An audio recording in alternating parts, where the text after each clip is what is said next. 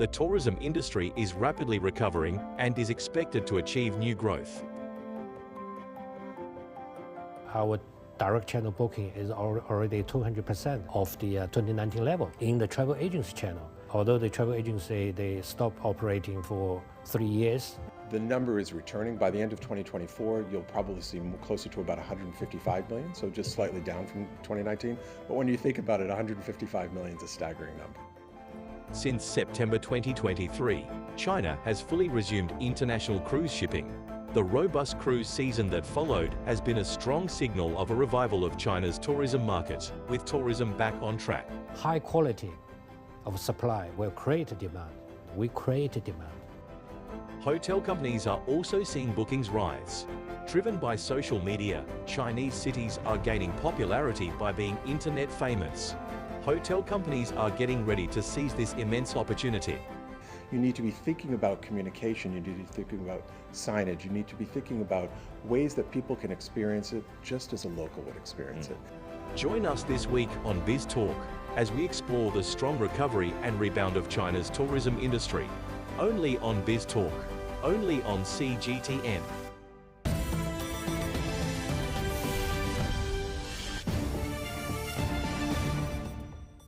Well, Mr. Liu, great to have you on the show with us. So we are actually at the Labor Day holiday this year. So what are some of the, let's say, noteworthy new trends in cruise tourism this year? Well, so people now really, we see people want to have a good experience. So whether consumption will upgrade or downgrade is really dependent on your product. High quality of supply will create demand. And we see that people love to book the longer itinerary. Okay. Right? In the typical itinerary of a Chinese cruise product from a whole Chinese home port is a 4 night, 5 night, right? And this is the very popular before COVID, right? Because the people have less holidays. Right. People do not want to pay too much money for the cruise ticket, so they want to buy the short cruises. But now it's really, really different. People love to book longer itineraries, 7 nights, 8 nights, 9 nights. Okay. This will bring them to more destinations. Right. So this is also a big difference. And the other difference we see the overseas demand from overseas. The international guests, they want to book cruises from China. Okay. They fly in And stay overnight okay. or stay 2 nights, and then they take a cruise from Shanghai. Oh, okay. And when they come back, they will travel to Xi'an and other places for more holiday. And this is something different. I mean, this may be to do with our visa policy changes, and also all the policy encouraging the inbound tourism. Actually, Royal Caribbean has a special value and a contribution in that.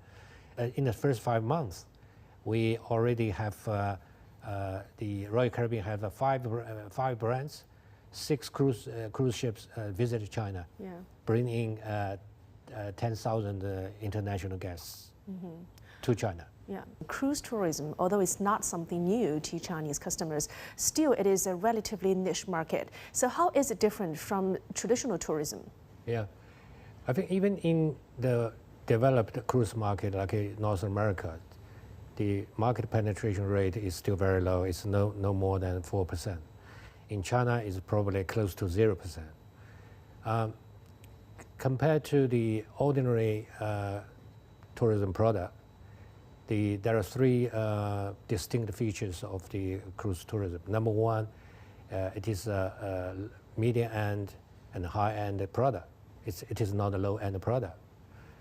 Secondly, the product is really, really convenient, right?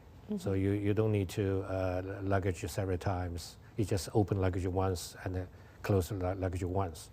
So there is no hassle for the transportation between cities, right? So it is really, really convenient. And the third feature is that this product is very individualized. So for instance, the different people, say, let's take an example, 3 generations of families, right? They can have a different vacation on same ship, same time. So the kids can go to the kids zone, the adventure ocean, and the adults can go to the production shows, the older generation can do something else. So when they get together in the evening, at the dinner time, they can talk about a different experience. So this is a very amazing feature of cruise tourism as compared to ordinary tourism products. Yeah. So you were talking about the market penetration rate could be low as compared with the broad population of a country. But what role do you think cruise tourism plays in China's broad tourism industry? We basically introduced the world the best cruise ships into China, that to create the amazing experience, that to impress our Chinese guests. For years, we introduced the mag ships. These large ships, larger than 150,000 tons. For instance, the Spectrum of the Sea that will return to China after 4 years and a half. That ship is a mag ship, example of a mag ship. The open space is about 170,000 meter square. Wow. And the ship is large because it will accommodate many the amenities, restaurants, the sports, the entertainment, different kinds of the accommodations, staterooms. Sounds like a floating city in the sea. That's right. So we combine different features of the tourism into one. When we talk about tourism product, you go to either one of them. You go to the seaside, right? Have enjoy your seaside experience, or you go to the resort, or you go to the theme park. So our ship is combining all three components into one, right? That's why we create the amazing experience that people were in order to increase the penetration ratio, because on the ordinary product cannot generate demand. We create demand. Right? Create demand, that's a great point, because in China we're talking about consumption upgrade. Would you say that the cruise market definitely would be targeting the group of Chinese customers that are in this process of leading and upgrading consumption? That's right. Now if you look at the whole year from last year to now, our direct channel booking is already 200% as of the 2019 level. In the travel agency channel, that although the travel agency they stopped operating for 3 years, right. But once we open the deployment, they complete the booking for the cabins within 2 months and pay the deposit. So you would see if the product is the high quality product, right? It has a new the consumption, the environment. It will create a demand. That was actually a great example. You're talking about how after the pandemic that you're seeing a quick rebound in your booking speed, and who are you competing with? Well, I think in China we have competitors, right? But actually we're not competing with our competitors in the marketplace. We are competing with our other markets within Royal Caribbean Group, right? Or North America, European market, but there is a common place, right? Commonality is that I think both U.S. market and China markets are big because of population size, because of potential income level. But there are also big difference between these two markets. First of all, the China market, are the 70% of our guests are new to cruise. Okay. Right? That's their first timer. Maybe. The first timer. 30% are repeats. So repeat ratio is really, really low. But in US, the repeat ratio is 70%. Only 20-30% are new. The other way around. Right. So this is something we need to develop the market. So we know that 40 years ago when Nestle coffee came to China, there is the tagline says, 味道好极了. The flavor is really great.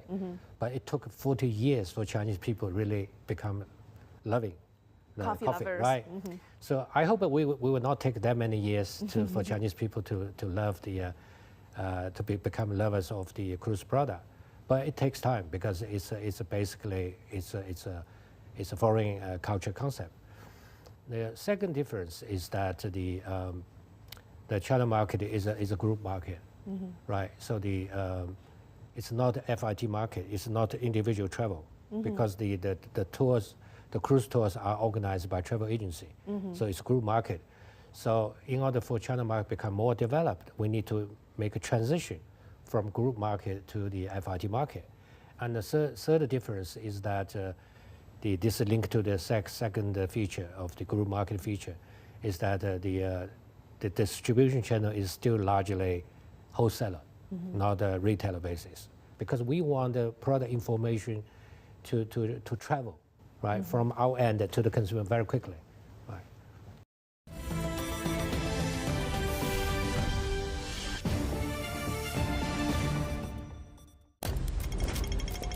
Here on Biztalk, we connect the dots, shedding light on the real stories behind the economic landscape. To better understand China's dynamism and the economies and rhythms of business, propelling new drivers of growth. China. Yeah, right. Chinese market. The next China is China. Biztalk, your window into China and the global economy. Only on Biztalk.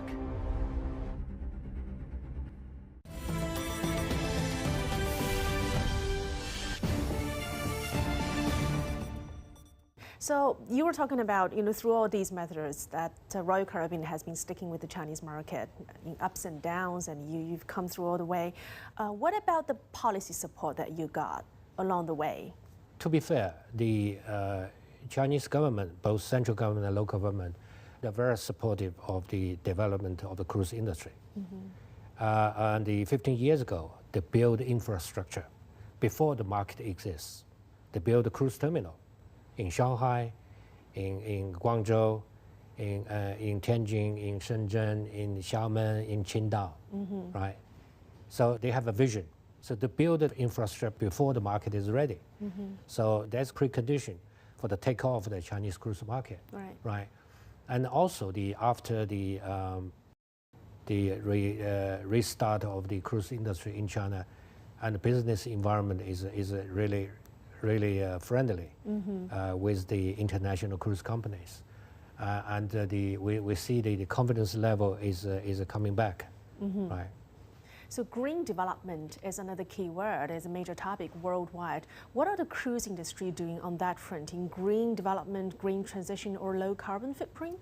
Oh, the cruise industry has a lot of good story to talk about. So take a Royal Caribbean as an example. That we recently launched a new product, new ship called the Icon Class, which is the largest mag ship in the world, 250,000 tons. And in that class, the first 3 ships, they are all the LNG, powered. And also we are committed to reduce the carbon usage by double digit before 2025. And also we committed to achieve the net zero carbon emission by 2050. So that's the group target. That's a group target. And we are not only set target, we not only say, we also do things. Then there is also other aspects that about the waste management, the water, the purification. We also set a very good example. So the cruise ship is like a larger city. We have the most advanced water purification system. So 90% of our fresh water is this purification of the seawater. Okay. And also wastewater are purified before they discharge into the sea. The standard need to be close to the bottled water standard. Okay. Right? Before you can discharge it into the water. As I talk about other solid waste, like the aluminum cans, like the plastics bottles, like the papers. These things all being processed instead of refill. We do the land refill. We do not leave the rubbish to the land. So they're all processed in the ship. We burn them, or for all the glass bottles, we smash them into the pieces, so that we will we will bring back to the land. And for the plastic, we burn them. So there is no plastic we desert on the land. Okay. So we made a lot of effort. I think, yes, we are very proud of what we have done. I mean, the reason for us to be very keen to do this is basically, number one, we're driven by social responsibility, the things. The other reason is that our consumers, right, they are very persistent for the environmental protection. If the cruise ship company, they do not do a good job, they don't want to buy a ticket. Okay. Right. So that's commercial reason, and also the social responsibility drives the actions. Yes, interesting. So from your explanation, I get that this is a lot more than a hotel on a ship. This is actually a floating city. So you have your own power system, you have your own sewage system, your own waste reduction, and also emission elimination system. You have to build a whole system for the city to run eco-friendly in the sea. Yeah. That's a lot to invest. This is a big deal. You to think about our ship is 5,200 people. Right. It's a small town, right? So we don't discharge the wastewater. We don't discharge the solid waste into the sea. So there must be a lot of investment that you have put in the technology, in the infrastructure, in the people, people management. So to run a ship eco-friendly and up to the standards of a Chinese customer group that are looking for an upgrade in the tourism consumption experience, what are your expectations for this market specifically going forward? I think in the first 10 years of the Chinese cruise industry, the growth rate is amazing. It was basically 50% year-by-year growth. This is unprecedented, so we need to create the continuous growth after we restart the service. Right? So for the next 10 years, next 20 years, right? But we also want a high quality growth, right? High quality growth, and also we wanted the cruise industry make an even bigger contribution to the Chinese economy, to the social development, right? There are several ways the international cruise company like Royal Caribbean can play a role in making contribution to social economic development of China. Number one, leverage on the technology and the product leadership. We bring we push the bar to the high international standard for the Chinese cruise industry. And secondly, we provide the product that satisfy customer needs and create a huge guest satisfaction, so that the market will continue to grow. Because when market size grow, that the contribution to the economy will be bigger, right? I mean, the contribution I'm talking about the spend and the job spend in a close related industry, make the direct contribution and the indirect contribution, create the jobs and income and the taxations, right? This is what the local economy needs, right? And also talking about the social development and also the cultural exchange. Cruise is a very meaningful way to promote the cultural exchange, to eliminate or to reduce the misunderstanding between different perspectives, different views. So cruise ship is really I would call it peace carrier. Okay, I love that saying. Thank you so much. Coming up next, we delve into how the holiday economy is propelling growth within the hotel industry and stimulating domestic consumption. Joining us next is Gary Rosen, CEO of Accor Greater China, to shed light on the remarkable resurgence of the accommodation sector and to explore the promising future outlook for the hotel industry.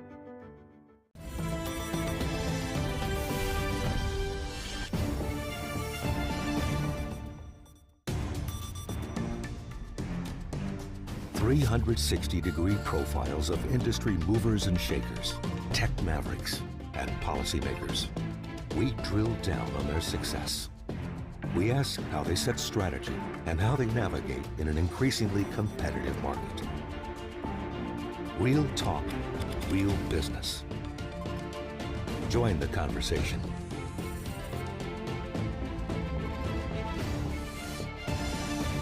Biztalk, only on CGTN.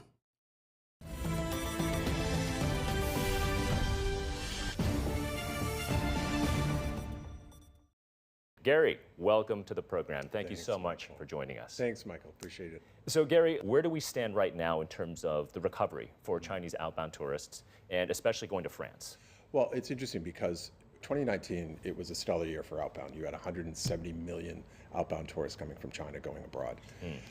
The number is returning. By the end of 2024, you'll probably see closer to about 155 million, so just slightly down from 2019. But when you think about it, 155 million is a staggering number. Yeah. What's so wonderful and what we're obviously very excited about is when you look at Chinese tourists today, France is still the number 3 place that they want to go to in terms of first within traveling closer to home, so within North Asia. So how is the Accor Group preparing, I guess, for more Chinese outbound tourists heading to France? I mean, are you concerned about language barriers or in terms of payment methods? Chinese consumers, of course, and travelers, very up to date when it comes to mobile payments. So how is the group preparing to get more Chinese tourists to head to France? It's interesting because we took the last couple of years to prepare for that, knowing that rebound was, when we were in the height of COVID here, for example, we knew that rebound was going to happen. It was only a matter of time.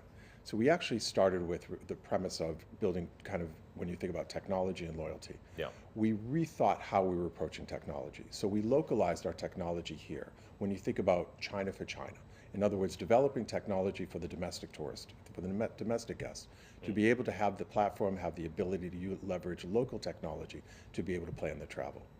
Then we thought about it for China for the world. Because you can't just think that it's like people are going to want to only travel domestically. They do want to travel the world. Yeah. So what we're doing from a hospitality group needs to expand, not just in hotels. When you think about retail, when you think about restaurants, when you think about tourist attractions, they also have to be thinking about and planning for the Chinese tourist guests coming as well. So it's not the idea of feeling good about the fact that they may accept Apple Pay, but it is actually they need to accept Alipay. Yeah. You need to accept WeChat Pay. You need to be thinking about communication. You need to be thinking about signage. You need to be thinking about ways that people can experience it just as a local would experience it. Those are critical because that's the best thing you can do is allow people, even though they're traveling, to feel as though they can use the things that make their lives easier at home. Yeah. And as a hotel group, we're trying to be their home away from home for the time where they're basically resting or eating with us. So that's outbound tourism. How's business here in China, Gary? We saw this boom in domestic travel in terms of domestic leisure, domestic demand here in China post-COVID. Yeah. How is that demand translating, looking like for Accor Group? Planning during that time of COVID to have technology built locally, loyalty built locally, has really put us in a real different footing. Our business has returned to the levels, and in many cases surpassed levels of 2019, when you think about actually the results of our current hotels. The other thing is for us, our company is about growth as well. We have signed close to 150 new hotels in 2023 that will open over the course of the next few years. That's significant growth. That has put us at the front in terms of global hospitality for players here in China. And but I think we're very in our approach, Michael. We realize that in China you can't go at it alone. Yeah. You can't. Yeah. And so what we've recognized is you do need to have local partners that you work with, and that's a part of how you think about your growth strategy in terms of your guest, but also your footprint. Yeah. And so we've been able to do that. We have incredible relationship that we built quite a few years ago with Huaju, and they have master franchise for several of our brands, Ibis Styles and Accor. The other is how we grow organically, especially in the world of luxury and in lifestyle. For us in particular, China offers a lot of opportunity. There's volume growth, and then there's growth where you have to learn and be able to also nurture your own brand's growth. And that's particularly why in this area we focus, particularly when you think about premium and luxury, we have that growth. And there's never been for us so much growth and opportunity. We have so much demand for our Fairmont brand. Yeah. So much demand going on for Raffles. Luxury and high-end luxury is alive and kicking in a big way, in addition to all the other segments that are growing. Yeah. I am so optimistic about what 2024 is going to offer just by seeing the results of 2023. So then how do you think about the China market's positioning for Accor Group? The group is forecasting that China will be the largest tourism market. in the world by the year 2035. So out of the 5,500 or so hotels that you have right now, the 800,000 plus guest rooms, about 13% of that, if I'm not mistaken, is in China. Correct. Is in China. So in terms of the expansion outlook for China, maybe expand on that a little bit more for us. Which segments are you looking at that are extremely attractive? So luxury you mentioned, but is it across all segments? It is. I mean, this is why it's so interesting for people to understand and be able to, study and understand. It's a gift to be here. It really is a gift to be in China. When you think about a company like ours, growth is across all segments. And because there is, so many people talk about the rise of the middle class, of course. That does also play into our world as well, because you have people that actually you can grow with. So as people as they earn and they're building their own portfolio and their own wealth, they may start an economy. And so our growth is across all segments, but we're growing responsibly in ways that make sense. So really through partnerships and through that ability to expand as only the Chinese companies can do. And that's why we partnered with Huazhu, and they are growing, and we're growing significantly with us from an eco mid-scale standpoint. And Gary, how are you thinking about bringing more international travelers to China now that the country has reopened and we're post-COVID? I think the first step is participating with the way that the different, especially nationally and with the different provinces, how they are promoting coming to China outside, to different countries around the world. So that's one. Actually, when you think about all of the UNESCO sites in China, largest in the world, when you think about the most incredible wonders of the world, when you think about what people are understanding in terms of where movies were shot, even like Avatar as an example here in Changjia, it is educating people and reminding people have to build it back into their travel plans. What we're doing is being on the front end of that through our own loyalty, working with different tourism bureaus from around China that are educating and promoting to different countries around the world, working with the airlines. And that's the most important and strategic thing that can be done right now. And that is reigniting and re-exciting people about just the wonder of China.